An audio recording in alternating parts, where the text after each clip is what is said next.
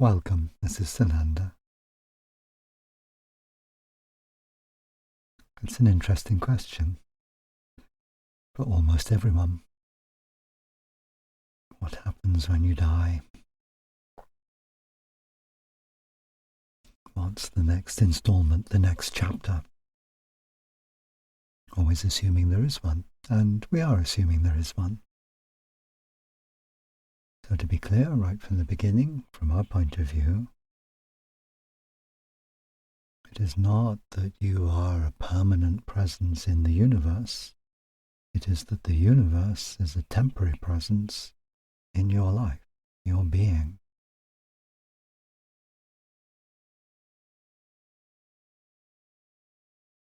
In essence, you are timeless, or eternal, or beyond all time. So time is a function of your current mode of existence, and there are other kinds of time that can be experienced in other modes of existence. So what happens next is already embedded in your experience of this dimension of being, this universe. Nevertheless, an entirely valid and interesting question. However, one very proper answer, not the one I will leave you with, is to say, you're not there yet. It doesn't matter.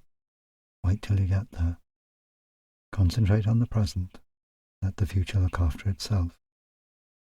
As I say, that's an entirely valid response and a useful response. If you find yourself getting anxious about what follows on from this lifetime, then I suggest remind yourself of that. Let the future look after itself. But I choose not to stay with that answer because there is, for many of you, value in considering this question because it also helps you to understand more about who you are now, what you are, what is the nature of your being, what's the relationship of you as a being to this physical body. I've just said that you as a being exist outside time ultimately. And yet your clear experience, borne out by many thousands of generations, is that this physical body doesn't last forever, at least not in its current form. It might be that the energy that gives rise to your physical body is of itself, in some sense, eternal. But in the ordinary way of it, you know that the body you are experiencing at the moment is not going to last forever. And when you consider the time in which this universe has existed, never mind all universes, a human lifetime can feel like a very short span. So, what then comes next? A little bit about dying first of all. Of course, it can seem that dying is something that happens at a time that is not of your choosing. But I encourage you to play at least with the possibility that the timing of your leaving this physical body is more under your governance or your cognizance than you might have assumed.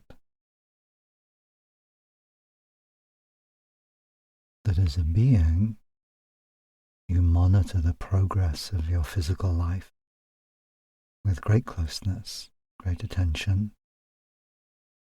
and at higher levels of your own being, a little bit beyond what most of you most of the time are aware of.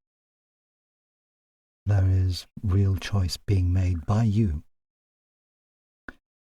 At those levels, however, the choice is not made from an individual standpoint. At those levels, many other considerations are taken into account. At those levels, you identify less with your unique human presence and more with a larger consciousness.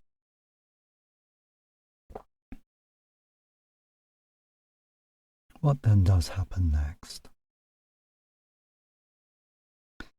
Be aware that as I speak, I am generalizing, because each of you is a unique being and each of your experiences are unique to you. There are general truths, but even with those general truths, they will not necessarily apply to everybody. So again, bear that in mind as you listen on. Use that to give yourself freedom, to know that whatever it is I say to you may not necessarily be true for the unique you that you are.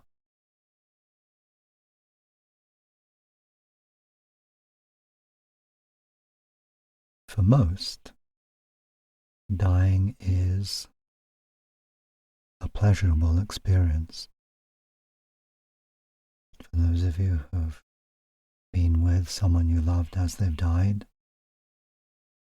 it mightn't be easy to feel that that is true. And certainly in the approach to death, there can be plenty of suffering. But death itself, that's a liberation. It's a liberation because you're moving from a close association with all of the limitations that are inevitable when you occupy the kind of physical form that you have, leaving those behind for an expansiveness, a freedom from limitation, a different sense of yourself that for most will be a welcomed, larger, more expansive sense of who and what you are.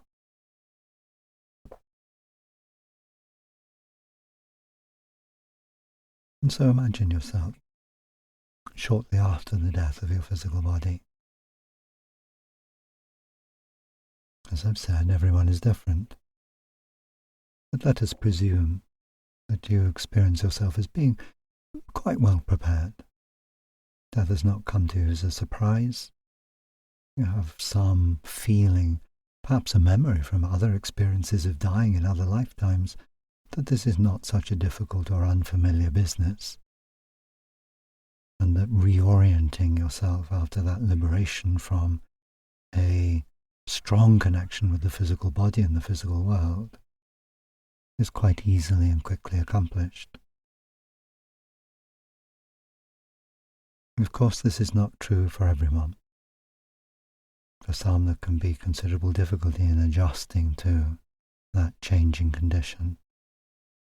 Sometimes those difficulties can arise from strongly held beliefs about the nature of life and death. It may take a while for the individual to reorient, to adjust those strongly held beliefs to the new conditions that are discovered. For some, there can be fear, a feeling of, I have made a mess of my life, or I have done something wrong and I will be punished, and so on. And those conditions can also exert an influence. From this, draw a broader lesson, which is that your trajectory, as we might call it, on leaving the physical world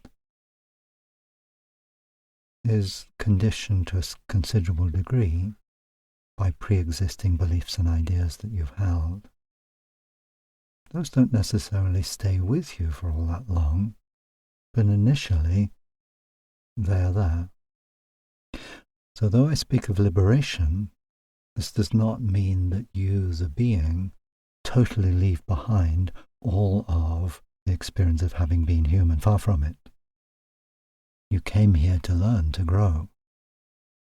And you have really innately the wisdom to recognize that learning from the experiences of your life is a useful thing to do.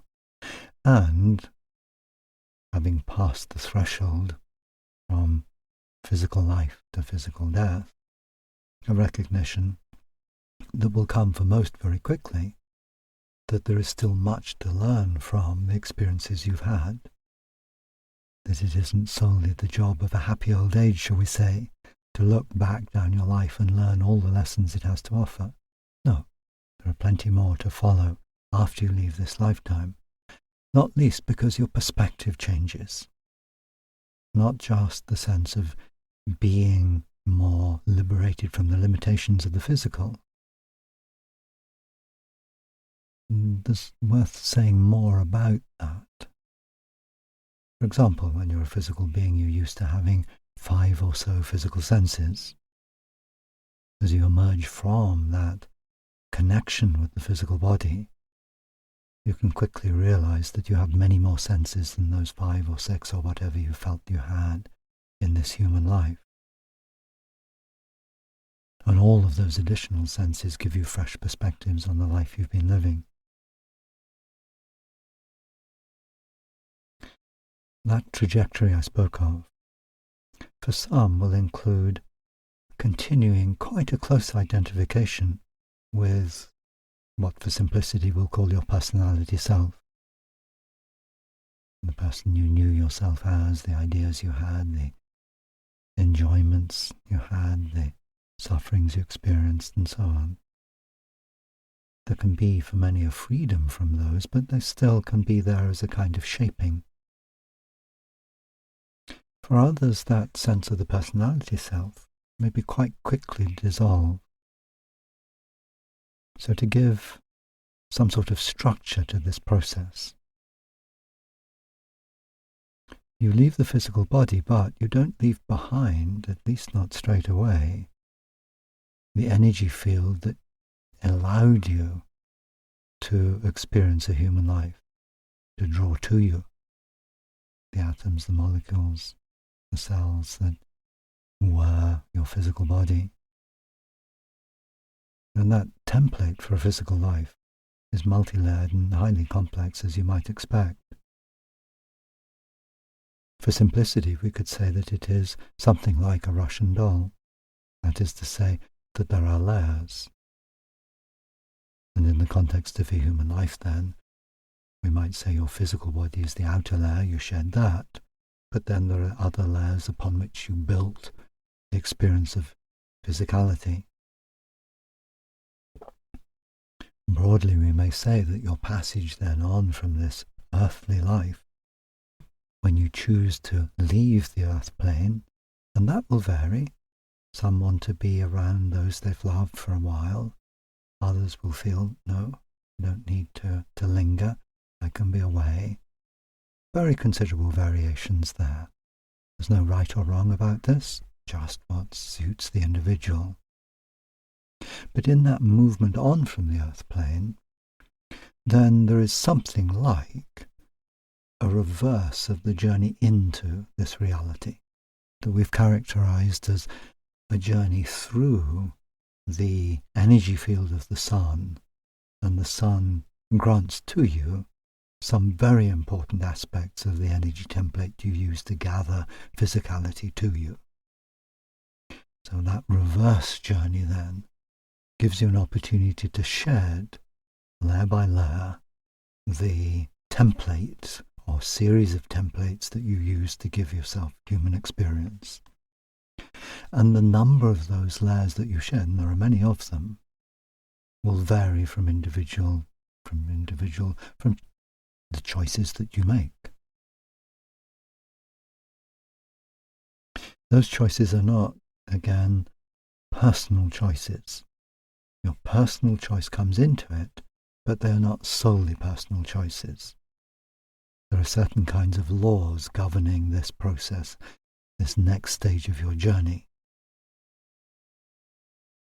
Laws governing what you may or what you may not yet release in terms of the denser aspects of the etheric body, the energy body that you use to create the human experience.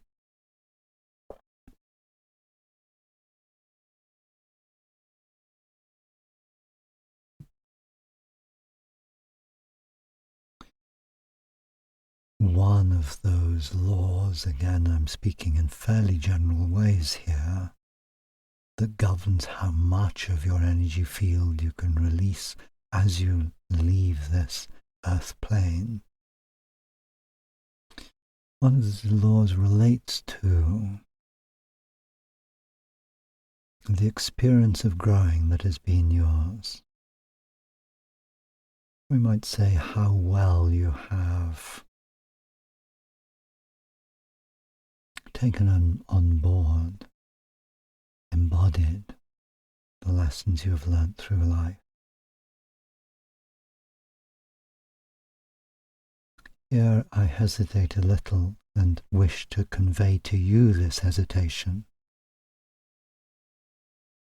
because something now that needs to be borne in mind is that you are leaving, when you die, a world in which judgment of others, self-judgment has been pretty habitual collectively for humanity, to levels of reality in which that kind of judgment has no place. So the hesitation is, as I address this notion of how well you've, to put it in a fairly judgmental way, how well have you learned your lessons, carries with it a lot of idea of judgment. And of course, conventionally in many cultures and in many religions, there's been a very strong idea that when you leave this life, one of the things that has to be dealt with is judgment, that you are going to be judged, or at the very least, you are going to go through a process of judging yourself. As much as you can, as I continue to talk about this stage after a lifetime, let go of these human ideas of judgment and understand it rather more from your soul's point of view. This also feeds into the whole question that has been asked about exactly who is the you who leaves this life. So, it is entirely possible for someone to experience, if they're still choosing to closely identify with the experience of being human and all of the judgment that you find in the world you're currently living in, it's entirely possible for someone who wishes to hold on to a lot of that to experience a process of judgment, of being judged, of being punished indeed. You can create that, okay? But it is not necessary, nor it is really a true experience of what is going on. It is conditioned by the feelings of guilt that originate from within the individual and not imposed from outside by other beings. What is in common for all, however much they choose to hold on to or release the conditions of physicality, is an opportunity to look at what I term the rich harvest of your life, and to draw from that rich harvest all the benefit that you can, all the nourishment, we might say. And from our point of view, those experiences you deem bad and judge yourself for are actually as nourishing as those you deem good and praise yourself for. There's the same degree of use that can be derived from all of your experiences. However, as a side note, but an important side note, I would remind you that your soul, your guides, myself, and many other beings are encouraging you to appreciate that, since you learn as much through the happy experiences as through the sad experiences, why not see if you can learn and select and create experiences you enjoy, rather than getting sucked into a tendency that's there in human consciousness over the past eon for learning through suffering, learning through pain. Okay, so we're moving on. Now, in different ways, divergence, quite a lot of divergence here, people choosing with these conditions that are laid upon the choosing, and by conditions laid upon the choosing, I simply mean that there is a shared consciousness coming in more and more as you lift up to higher vibrational levels of your own being. There's much less emphasis on you, the individual, so your experience of yourself certainly can include other experiences from other lifetimes, certainly can become an experience of something that is none of these incarnations, none of these experiences, but has elected to create those experiences in order, broadly speaking, to continue to grow, but is not identifying with them.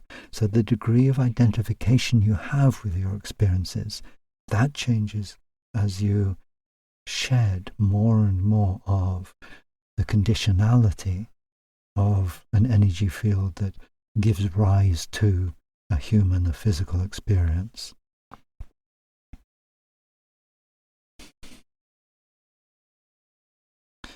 So depending on how you choose to do this, you are granting yourself an opportunity to, figuratively speaking, look back over your shoulder at the incredible richness of the human experience, even a brief human life, even the child who dies in infancy, even indeed the child who doesn't survive birth, the child who has miscarried. If that's been part of your experience, if you wish, draw some comfort from this, that sometimes a being will choose to have a very brief experience of physicality. It's all they need. It fits into a larger pattern of growing. And if this has been your experience, then appreciate yourself for having given a being that opportunity. So, immense richness even in the briefest of human lives. Much to consider. And as you would expect, really, as you look from a new perspective at the life you've lived, as you see it perhaps from multiple perspectives simultaneously, as you sense it with so many more senses than you had when you were physical, it's going to look different. Your understanding of what your life was changes. And so your understanding of who you, having those experiences, were, that changes too. So you come to a fresh experience of who you are. And that fresh experience, as I've indicated, may include all that was put forward in that series of questions, and much more besides. This is also something important to point out. As I speak to you, yes, I'm communicating in a number of different ways, but I'm certainly using words. And words belong to the physical world. It's not that something akin to human thought doesn't exist at high levels of your being. It does. But it is different. And one of the differences, it doesn't really need to be turned into words.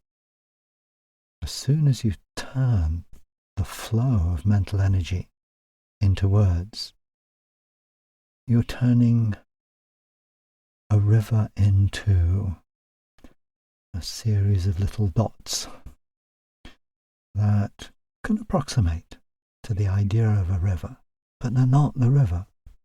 My words are not the flow of your life. Your flowing life is way beyond anything at this time that I can put into words for you. So much more richness, so much more subtlety, so much more beauty, so much more love.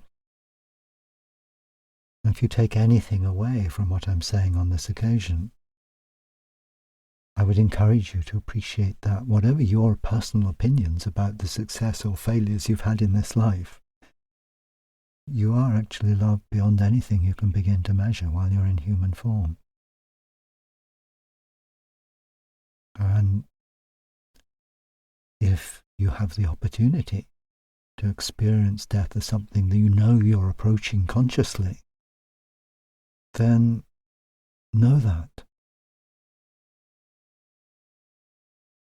You do know that it's not the easiest thing to be human.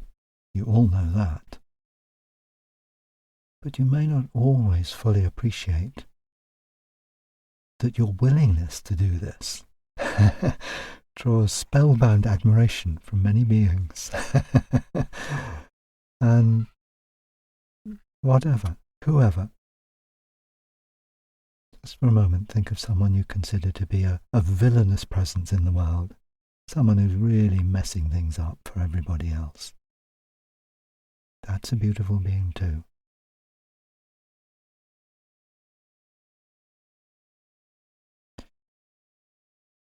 When I speak then of looking back at your life and that much larger understanding that inevitably will come when you open to it,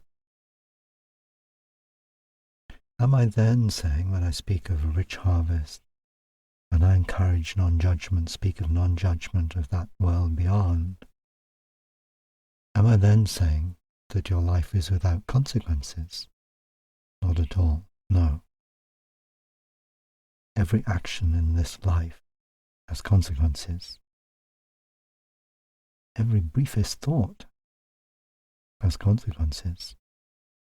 And part of the joy, we would say, of being able to look back upon the life you've lived is not just that you see those experiences in multiple viewpoints simultaneously, that you're able to see yourself through the eyes of others and so on, but it is that you're able to understand what is so challenging when you're in human form. The way in which the energy that you express in this life ripples on out into the universe and creates consequences. And if the self-judgment, then that can be a frightening thought, a frightening thing to consider. But it needn't be. It's not about punishment. There are karmic consequences to all your actions. But those karmic consequences are just you giving yourself the opportunity to understand more of this huge subject, the law of cause and effect, as it operates in a physical universe. And it's a very useful subject to learn. You don't just have history, you don't just have a past, you have a future, and you have a vision. And you are learning as beings, ultimately, to be yourselves creators of universes. If you're going to do that, you need to know quite a lot about cause and effect. It's going to help. So this is just a tiny part. This life you're living now is just a tiny, tiny part. Merest dot of paint in an immense canvas of unbelievable beauty. But that doesn't mean it's unimportant. Every being is important. Every moment is important and precious. So as you consider yourself as the being, who is this being that emerges from this lifetime? If we use this idea of learning to create universes as a kind of timeline, you can find yourself anywhere along that timeline. It depends for sure upon the range of skills and subtlety and immensity of consciousness you've developed.